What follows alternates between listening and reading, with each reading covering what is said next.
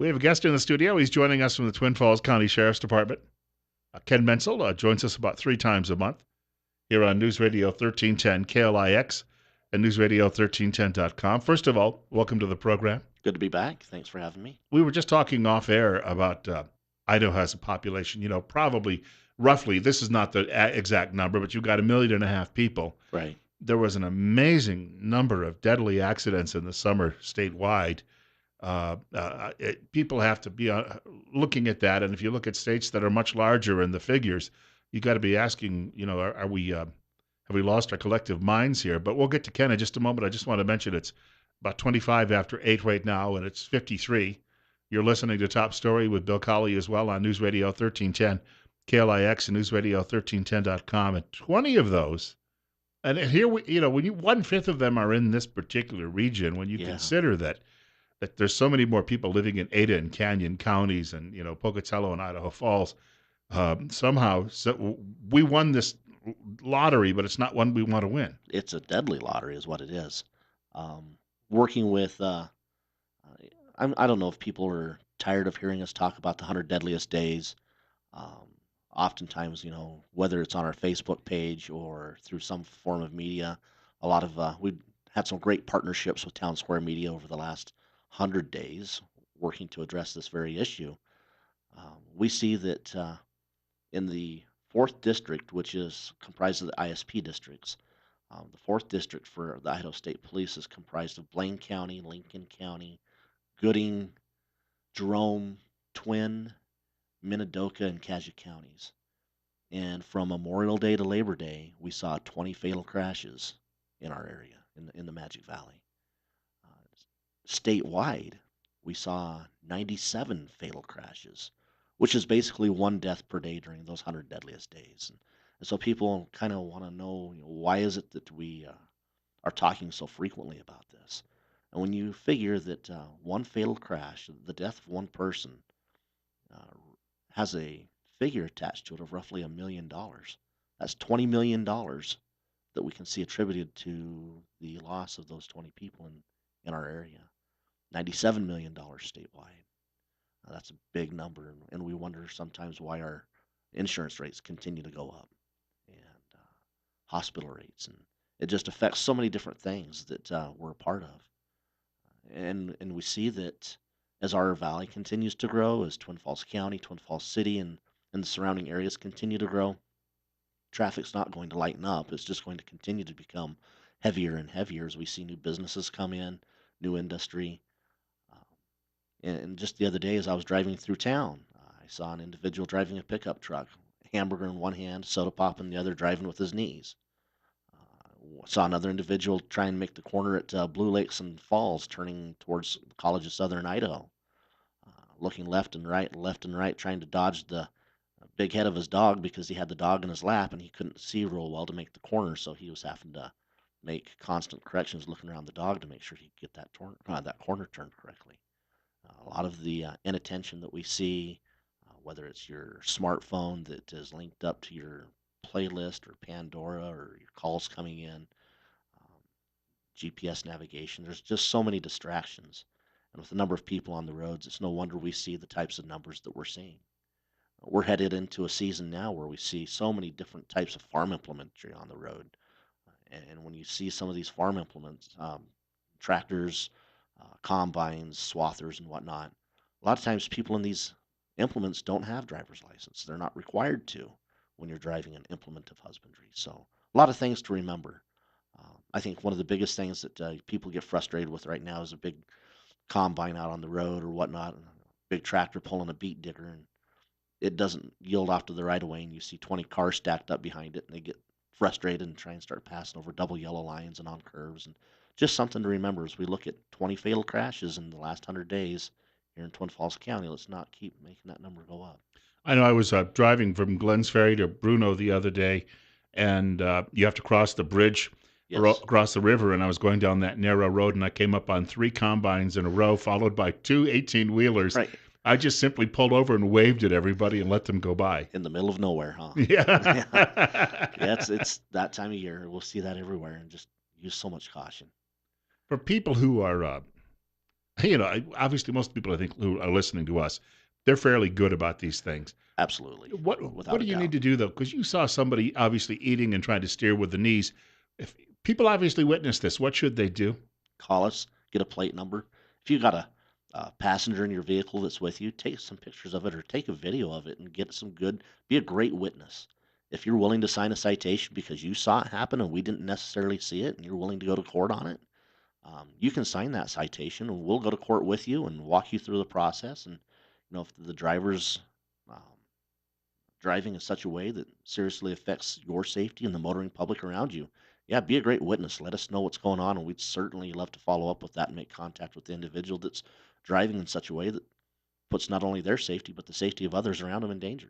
If you can stick around for 5 more minutes, Sure, I want to ask you a quick question about what I was talking about earlier and about how people are trained in law enforcement when they come up upon a potential threat. absolutely. And maybe add something to what I was talking about earlier. We've got more with Ken Mencl on the way from the Twin Falls County Sheriff's Department. Bill Colley with you as well on News Radio 1310 KLIX and newsradio1310.com. It's 53.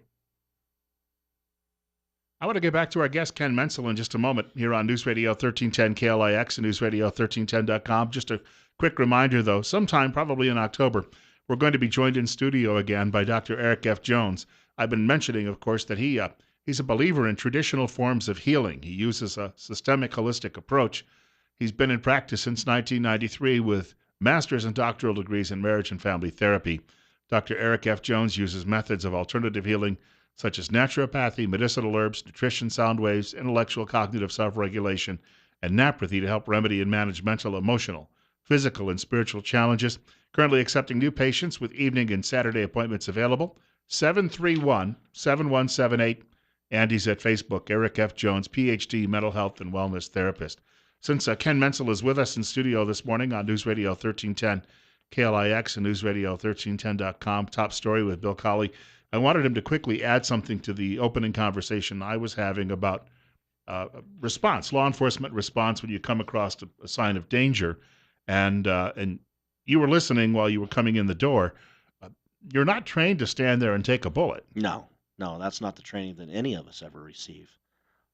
The training is to address the threat, and the training is to make sure that the scene we respond to is safe. We have the expectation to go home at the end of our shift, just like anybody else has that same expectation when they're done with their workday. Um, the time for discussing whatever the situation is that we're called for, whether it be an issue of domestic violence or an armed robbery or whatever the situation might be, the time once law enforcement arrives there is to comply and just go forward.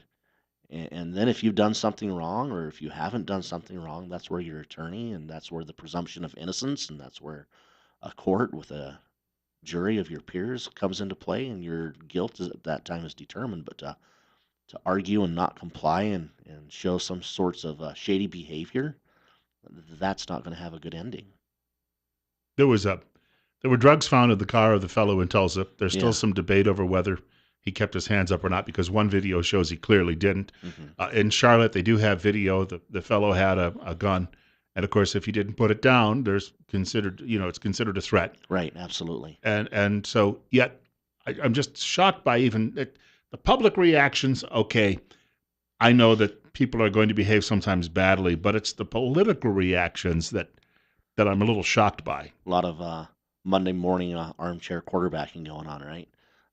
And that's probably one of the biggest fallacies of social media and instant access to things that happen throughout the world, throughout our nation, is people see video of an incident so quickly, whether it be from an officer's body camera, the dash cam of a car, or somebody taking video from one of their smartphones.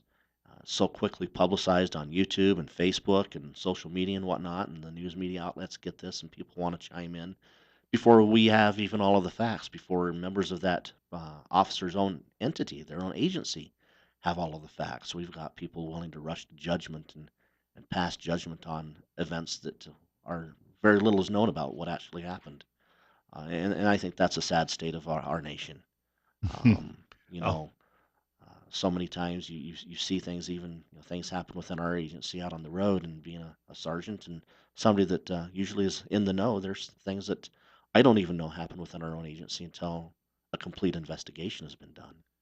I just happened to read this morning from the Daily Caller. The Supreme Court in Massachusetts has ruled that black people have a special right to run from police during a Terry stop, saying that, well, because their expectations are it could turn violent, they now have the right, according to the court, to run away. Wow.